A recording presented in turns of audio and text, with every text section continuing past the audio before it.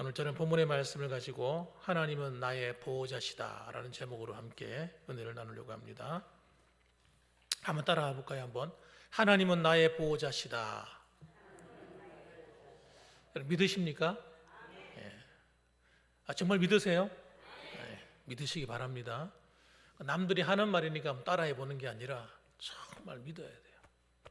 이 믿음이 가슴에 다 와야 돼요. 믿지 않으면 아무 소용이 없어요. 아무 소용이 없어요. 이게 믿어져야 됩니다. 이 성경에서 하나님을 나타내시는데 하나님이 여러 가지 환경 가운데 나타내시죠. 그러면서 또 하나님이 자신의 이름을 통해 나타내시기도 하십니다. 이걸 우리 계시한다 이렇게 말하잖아요. 우리한테 알려주시는 거예요. 잘 모르니까.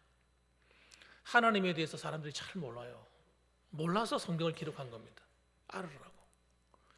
그래서 성경에 보게 되면 하나님의 이름 가운데 여호와 로히라는 말이 있어요. 여호와 로히. 이 로히라는 말이 무슨 말이냐면 여호와는 나의 목자다 이런 뜻입니다. 여호와는 나의 목자입니다. 이런 신앙을 가지고 살았던 사람이 누구냐면 시편 23편을 쓴 다윗 왕입니다. 다윗은 하나님을 나의 목자라고 믿었어요. 그래서 시편 23편에 보면 뭐라고 얘기합니까? 여호와는 나의 목자시니 이렇게 말합니다. 그 여호와는 나의 목자시니 이 목자라는 개념을 누구보다 잘 아는 사람이 다윗이에요. 왜냐? 어릴 때부터 자신은 목동으로 일을 했기 때문에 목자가 뭔지를 금방 이해를 합니다. 양이 어떤 존재인지 금방 압니다. 양은 정말 목자가 돌봐주지 않으면요 스스로 할 수 있는 일이 하나도 없어요. 하나도 없어요. 그냥 일일이 다 챙겨줘야 돼요. 양은.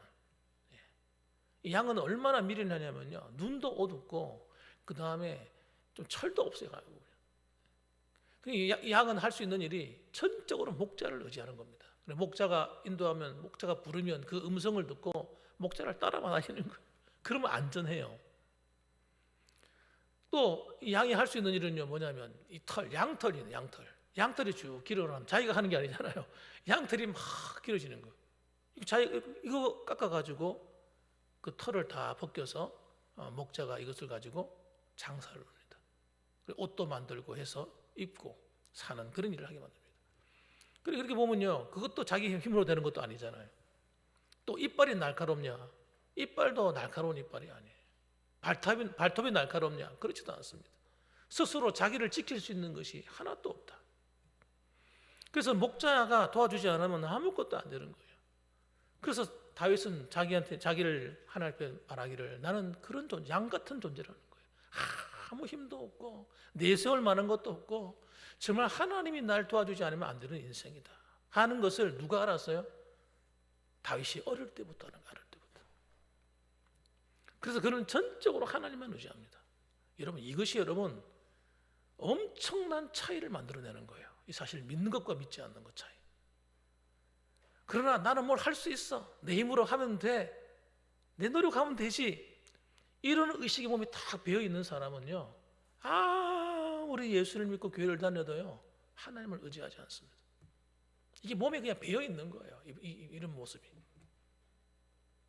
그래서 여러분 그의 삶 속에 위대한 하나님의 역사가 일어나지 않는 거예요. 여러분 우리가 할 수 있는 일이 뭐 대단한 일입니까? 얼만큼 잘 할 수 있겠습니까? 하나님이 도와주지 않으면요 내 수준을 넘어설 수가 없어요. 내 수준을 넘어서야 우리가 여러분 탁월한 삶을 사는 겁니다. 그래서 여호와는 나의 목자시니 내게 부족함이 없으리로다. 그러면서 말하는 것이 나를 푸른 풀밭으로 여러분 쉴만한 물가로 나를 인도해 주신다고 고백하는 거예요. 풀밭과 쉴만한 물가 나를 먹이고 입힌다는 거예요. 뿐만 아니라 내 영혼을 소생시킨다는 거예요. 하나님께서. 여러분 주님을 믿고 따라가면요 내 영혼이 살아나는 거예요. 죽었던 영혼이 살아나는 거예요. 우리는 짐승하고 다릅니다. 우리는 먹고 마시는 것만 가지고는 살 수 없어요. 우리는 하나님의 은혜가 없이는 죽는 거예요.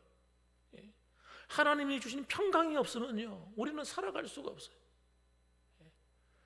여러분 하나님과의 관계를 통해서 만들어지는 것이 내 영혼이 살아나는 겁니다. 영혼이 죽어있는 인생은 가장 비참한 인생인 거예요. 그것보다 더 비참한 건 없습니다.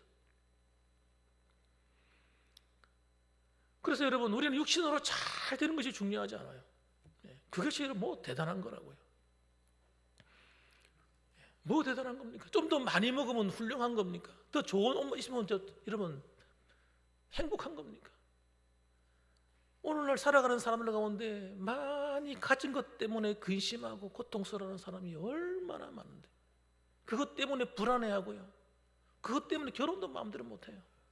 혹시 이건 내 거 훔쳐가려고 온 게, 사기치려 온 게 아닌가 싶어요. 우리는 여러분 잘 먹고 잘 마시고 잘 사는 게 우리 인생의 목표가 아닙니다. 예수 믿는 사람들이 그게 목표가 되면 큰일 나는 거예요. 속는 겁니다. 속는 거, 사탄한테, 마귀한테 속는 거예요.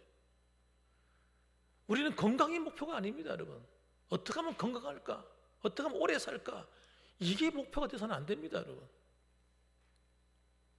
하나님이 나의 목표가 돼야 돼요. 하나님이 나의 소중한 분이 되셔야 돼요. 그분 없는 모든 것은 허망한 겁니다. 허망한 거, 아무 의미 없는 거예요. 그래서 여러분, 우리는 하나님이 나를, 내 영혼을 소생시키셔서 나를 의의 길로 인도해 주시는 것을 기뻐하셔야 돼요. 때로는 그래서 여러분, 우리가 믿음으로 살아가다 보면 우리는 사망의 음침한 골짜기를 지날 때가 있어요. 사망의 음침한 골짜기를 지나는데 그때도 우리는 두렵지 않습니다. 왜? 목자이신 주님이 함께 해 주시니까. 주께서 함께 하심이라. 주의 지팡이와 막대기가 나를 안위하여 주신다는 거예요. 와, 진짜 멋있는 고백이죠. 멋있는 고백. 정말 위대한 고백을 하는 거예요, 다윗이가. 여러분, 우리가 신앙이 딱 들어오면요, 우리 안에 그런 놀라운 믿음의 세계가 펼쳐지는 거예요. 아니, 사망의 골짜기를 지나는데 뭐 기쁜 일이 있고 무슨 좋은 일이 있어요? 뭐가 행복하겠습니까? 그런데 여러분, 그곳에 주님이 함께 계시면 다른 문제입니다. 다른 문제인 거예요. 주님이 함께 하시면 사업의 실패가 실패로 끝나는 게 아닌 거예요. 돈이 부족한 게 이게 문제가 아닌 겁니다. 주님이 마음 먹으시고 나를 참 축복해 보면 끝나는 문제예요.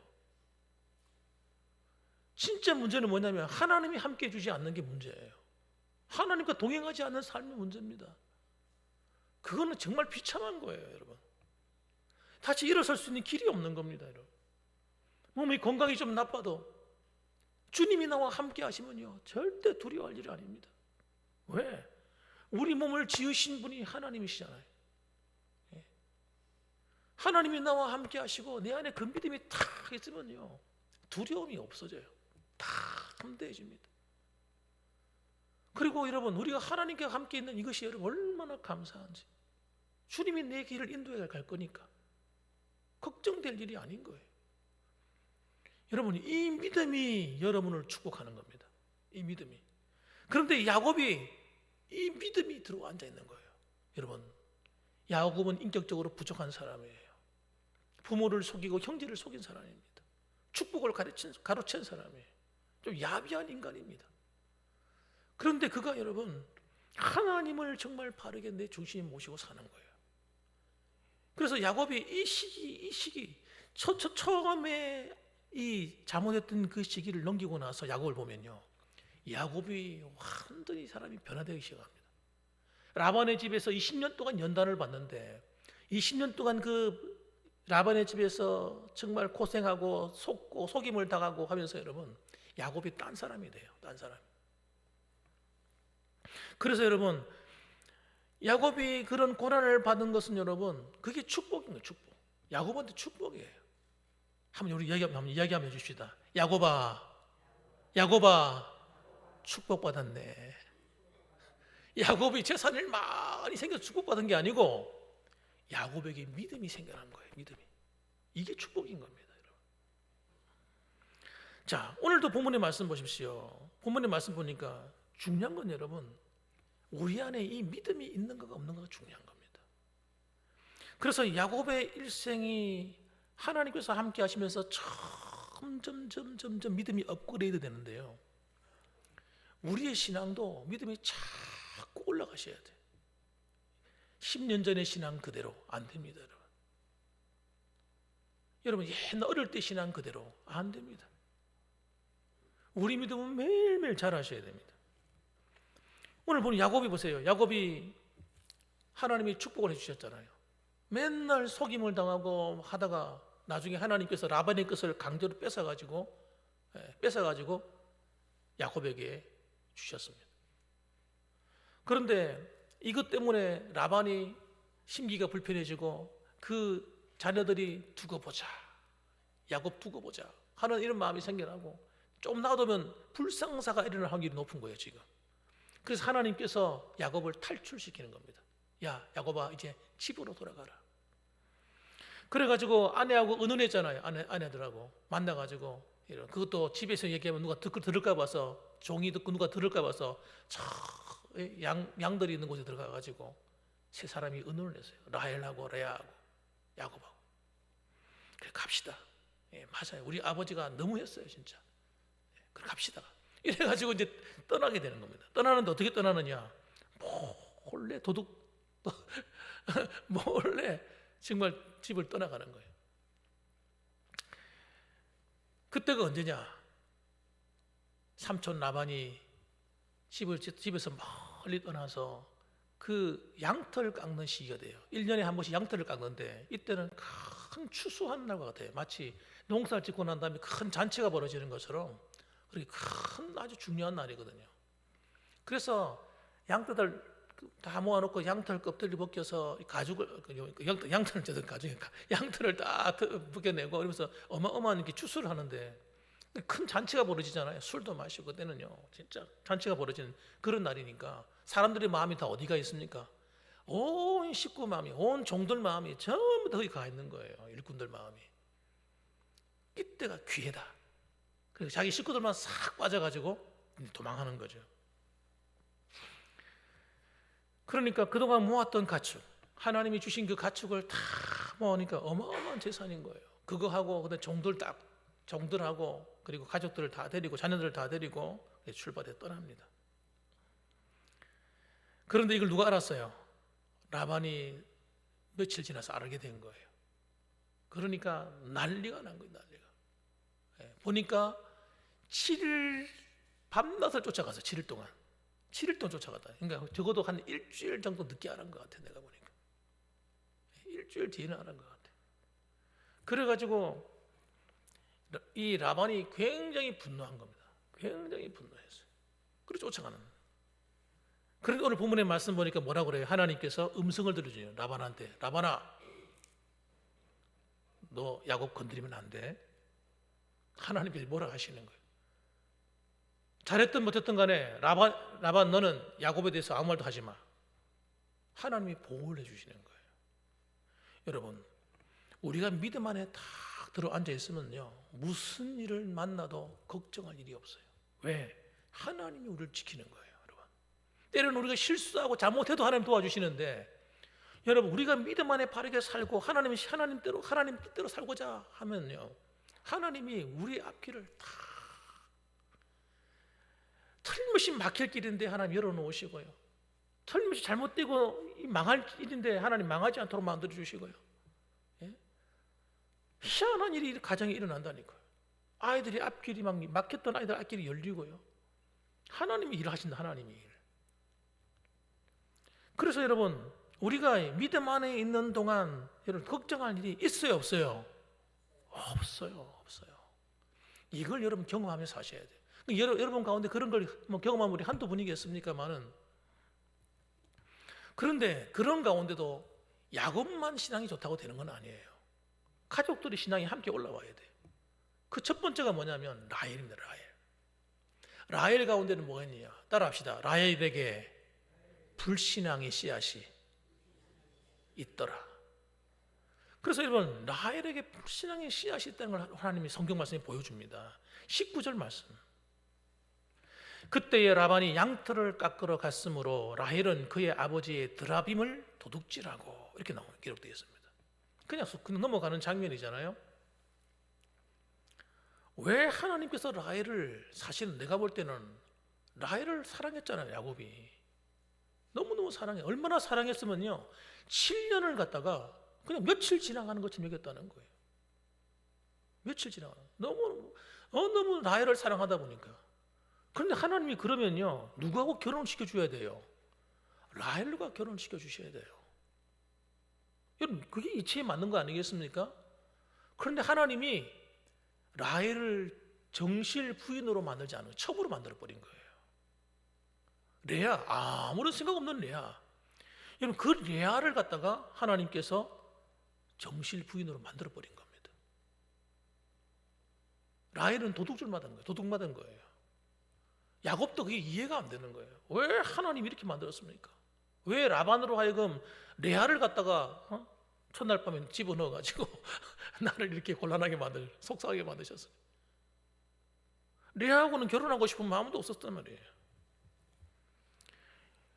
하나님이 얼마든지 이 야곱을 축복해야 되는데, 야곱은 어떤 사람이냐면 하나님께서 앞으로 쓸 인물이거든요. 근데 부인이 그에 걸맞아야 된단 말이에요. 그 라헬이 그 믿음이 안 되는 거예요. 아무리 내가 좋아도 하나님 볼 때 그릇이 안 돼. 그릇이. 이거 참 곤란한 일이죠. 오늘 본문의 말씀 보세요. 라반이 양털을 깎으러 갔을 때 라헬이 하는 일을 보세요. 그 아버지 라반이 아끼고 아끼는 그 가정의 드라빔을 도둑질하는 겁니다. 왜 그랬을까요? 왜? 이 드라빔이 도대체 왜 탐냈을까요? 왜 드라빔을 허락도 없이 가져왔을까요? 말이에요. 이 드라빔이 뭔지를 여러분 아시고 계신 분도 계실 거죠. 드라빔은 그 문자적으로 보면요, 수호신이라는 의미를 갖고 있어요. 수호신. 그 가정을 지키는 신이에요. 신. 우상입니다. 우상. 큰 게 아니라 자그마한 거예요. 가정에 놔두는 우상단지도 우상단지. 우리나라 같은 옛날에 보면 우리 신주단지 이런 거 모시던 신주단지. 라헬의 마음속에 누가 없는 겁니까? 하나님이 안 계신 거예요. 하나님. 안타까운 일이에요. 요즘으로 말하면 어릴 때부터 신앙생활은 모태신앙이에요. 모태신앙. 모태신앙인데 모태신앙인 거예요. 쉽게 말하면 진짜 믿음이 없는 거예요. 그러니까 우리 가정에 복을 주는 것이 하나님이 아니라 누구라고 생각한 겁니까? 드라빔이다 생각합니다. 드라빔이다. 그러니까 지금 이 라반의 집을 축복해 주었다고 하는 이 드라빔을 가지고 어디 가겠다는 거예요? 야곱에게 가서 야곱을 복 주시는 신으로 삼겠다는 거 아니에요. 이 야곱의 신앙하고는 완전히 대치되는 신앙입니다. 여호와의 신앙이 아니에요. 그는 또 그것을 여러분 윤리와 도덕적으로도 문제가 있는 여자예요. 왜 그렇습니까? 아버지 것을 도둑질, 아버지가 귀하게 여긴 걸 도둑질하면 됩니까? 안 됩니까? 집을 떠나오면서 그걸 도둑질해 왔단 말이에요. 도덕성, 윤리적으로도 굉장히 수준이 낮은 사람인 거예요.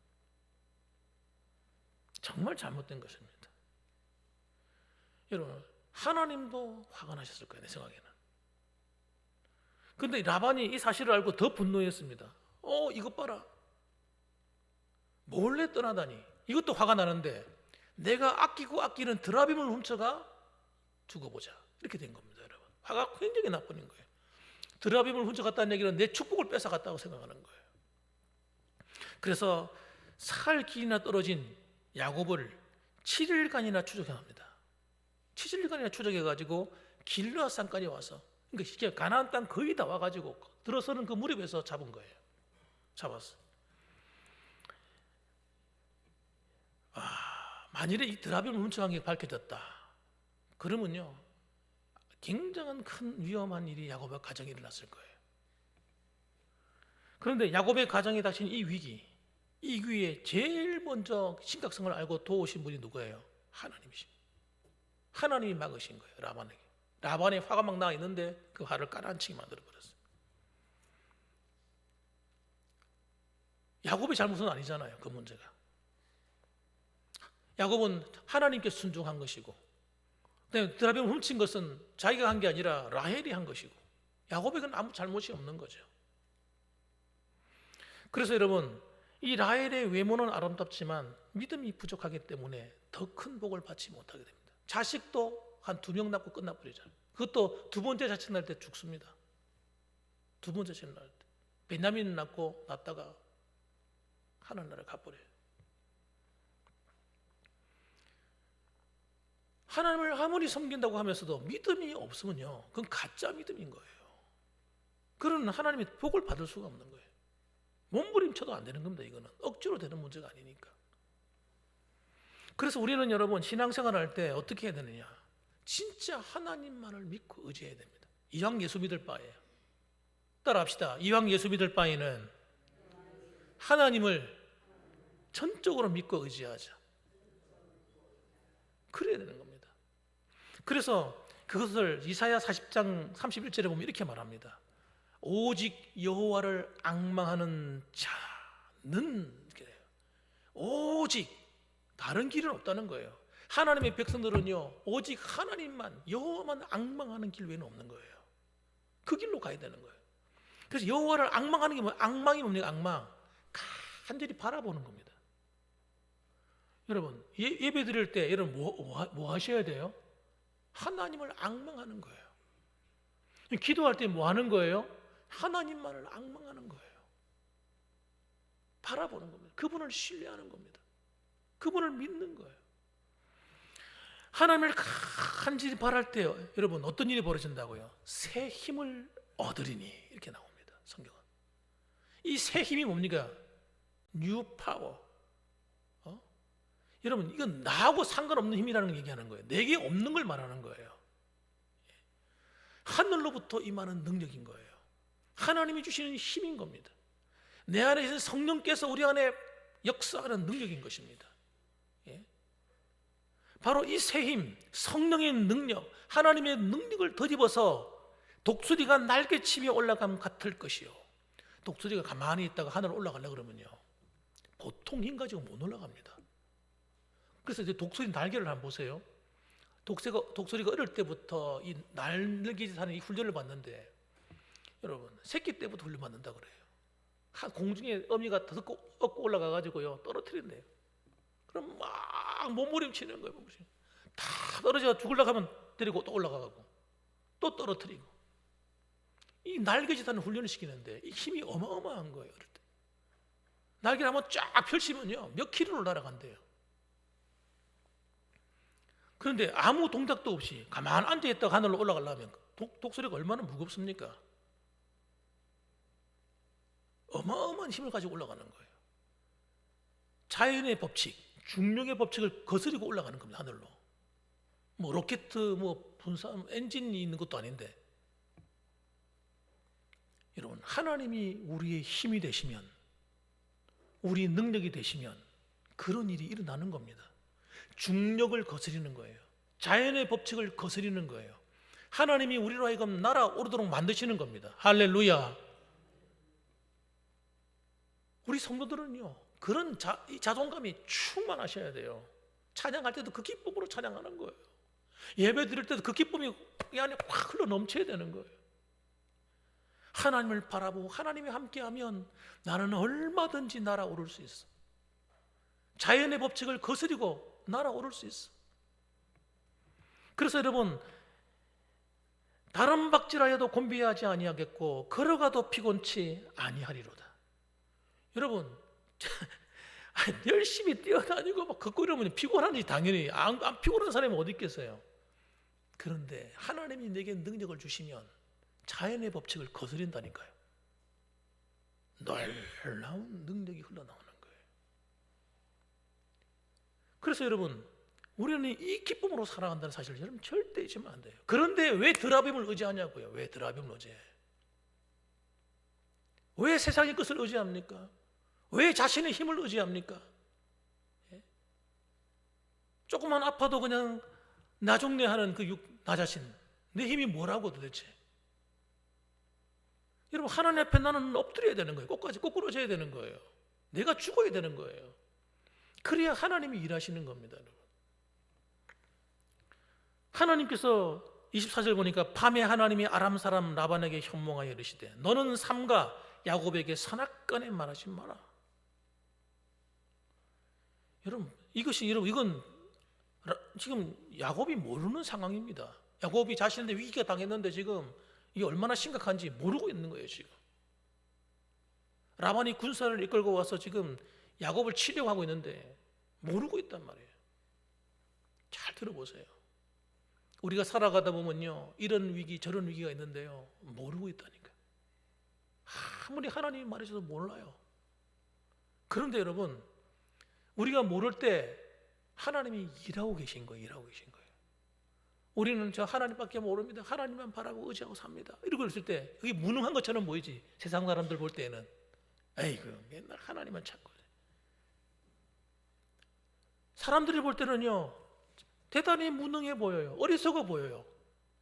그런데 여러분, 영적인 세계에 들어와서 보면요, 그게 무능한 것이 아니라 가장 강력한 겁니다. 가장 강력한 거예요. 우리는 모르고 있는 사이에 그 위기를 하나님이 보호하고 계시잖아요. 지금 여러분의 가정에도 하나님께서 여러 가지 위기가 왔을지도 몰라요. 여러 번 위기가 지나갔을 거예요. 근데 누가 도와주신 거예요? 하나님이 보이지 않는 손으로 덮으셨어요. 할렐루야. 앞으로도 그렇게 하실 거예요. 앞으로도. 여러분의 자녀들 여러분이 다 살피지 못하고 있잖아요. 그런데 여러분, 하나님이 여러분을 기뻐하시면 여러분의 재산, 여러분의 건강, 여러분의 자녀들 하나님이 다 도와주실 거예요. 저는 그걸 믿습니다. 믿어요. 그걸 믿으셔야 되는 겁니다, 여러분. 지금 위기 순간에 하나님이 막아주셨는데, 여러분, 그때마다 야곱의 위기 때마다 여러분, 야곱의 가정에 위기가 계속 다 닥쳐오거든요. 그때마다 하나님이 찾아오시는 거예요. 그때마다 찾아오셔요. 하나님의 손으로 보호하시는 겁니다. 심지어는 여러분, 야곱의 가정에 명백한 잘못이 있음에도 불구하고 하나님께서 그들로 하여금 회개하는 길로 이끄시고 또다시 그들 살려주시는 거예요. 우리도 그렇습니다, 여러분. 우리가 어떻게 100% 완벽할 수 있겠어요? 때로는 넘어지고 때로는 실수할 때도 있죠. 그런데 우리가 마음의 중심이 어그러지지 아니하고 또 하나님을 구하면요, 하나님은요 우리를 끝까지 지키신다니까요. 정말 놀라운 일이에요. 놀라운 일. 그것이 여러분 성경에 나와 있는 놀라운 말씀들입니다. 또 한 가지는 아까 말씀드린 것은 야곱의 신앙입니다. 야곱이 변했다니까요. 예? 우리 집에 아이가 변했어요 하는 그런 프로그램이 있었잖아요. 여러분, 정말 바뀌는 거예요. 야곱이 고난을 통해서 여러분 진짜 신실한 사람으로 바뀌는데, 야곱이 외삼촌이 찾아왔을 때 그 외삼촌 라반한테 이야기를 합니다. 삼촌, 내가 뭐 잘못한 게 있습니까? 삼촌, 생각해 보십시오. 내가 이와 같이 낮에는 더위와 밤에는 추위를 무릅쓰고 눈붙일 겨를도 없이 지냈습니다. 지난 20년 동안 저는 편하게 살아본 적이 없다는 거예요. 삼촌이 맡은 그 양떼를 지키기 위해서 내가 열심히 일했다는 거예요. 심지어는 자기가 잘못해가지고 자기가 키우던 양들이 잘못되면 그걸 자기가 물어냈다는 거예요. 그리고 내가 외삼촌의 집에 있는 20년 동안 외삼촌의 두 딸을 위해서 14년을 내가 무료 봉사했고, 또 외삼촌의 양떼를 위하여 6년을 외삼촌에게 봉사했다는 거예요. 외삼촌은 내게 품삯을 10번이나 바꾸셨는데 나는 그것 때문에 뭐라고 하지 않았다는 거예요. 내가 무슨 잘못을 했냐 이거죠. 이렇게 불합리한 대우를 받았지만 내가 거기 대항해 싸우거나 맞서거나 인간의 수단으로 대하지 않았다는 얘기하는 겁니다. 그래서 우리가 신앙생활 할 때 굉장히 중요한 원리가 여기에 숨어 있어요. 내가 어려운 일을 만났다고, 누가 나를 힘들게 한다고, 속상한 일을 만났다고 인간적으로 대응하지 않는 겁니다. 그러면 하나님이 일하시는 거예요. 여러분, 내가 속상한 일을 만났다고 해가지고 인간적으로 대하고 인간적인 방법을, 수단과 방법을 가지고 다투거나 싸우거나 이렇게 하면요, 하나님의 영광을 싹 다 가리게 됩니다. 우리는 하나님께 맡겨야 됩니다, 여러분. 우리의 삶에 여러분 여러 가지 좀 어려움이 왔다고 해서 그것 때문에 같이 맞서서 속이고 맞서서 싸우고 맞서서 대항하고 이 길로 가면요, 우리 안에 있는 평강은 다 깨져 버려요. 하나님 은혜가 다 소실돼 버려요. 그래서 우리는 세상 사람 볼 때는요, 좀 미련해 보입니다. 어떻게 보면, 야, 저건 속도 없나? 맨날 당하기만 당하고.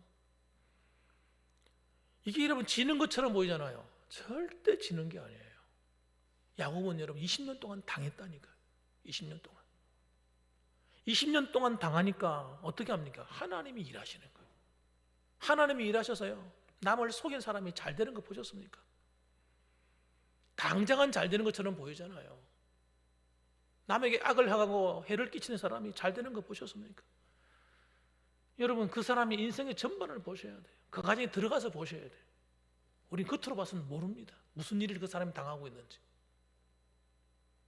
하나님은요, 우리의 하나님이세요. 하나님이 우리를 지키고 보호하시는 분이세요. 하나님이 심판하는 거예요. 그게 무서운 겁니다.